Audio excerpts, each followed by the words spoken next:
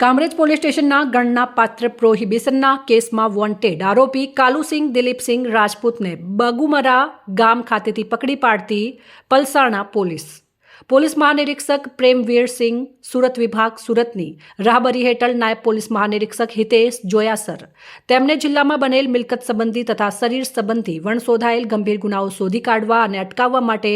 તેમજ આવા ગંભીર ગુનાઓમાં તથા પ્રોહિબિશનના ગુનાઓમાં નાસ્તા ફરતા આરોપીઓને પકડી પાડવા તથા પેરોલ ફ્લો વચગાળા જામીન ફરાર પોલીસ જાપ્તામાંથી ફરાર આરોપીઓને પકડવા જરૂરી સૂચના આપેલ હોવાથી HL રાઠોડ વિભાગીય પોલીસ અધિકારી બારડોલી વિભાગ બારડોલીની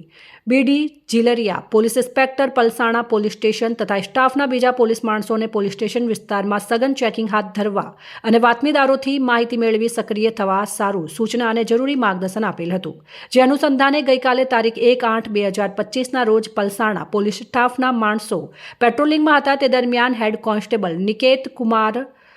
કુમાનસિંઘભાઈ, પોલીસ કોન્સ્ટેબલ નિલેશભાઈ જગદીશભાઈએ ખાંગીરાહે સંયુક્ત બાતમી હકીકત મળેલ કે કામરેજ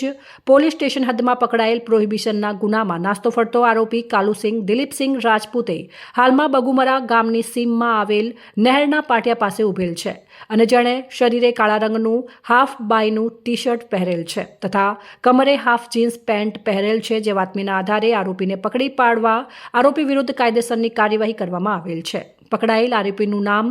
કાલુસિંહ દિલીપસિંહ રાજપૂત, ઉંમર 36 વર્ષ, ધંધો મજૂરી, રહેવાસી મકાન નંબર 105 સત્યમ રેસિડેન્સી જોળવા ગામ, તાલુકો પલસાણા, જિલ્લો સુરત. અહેવાલ રવિ પટેલ, સંબંધ ભારત ન્યૂઝ, સુરત.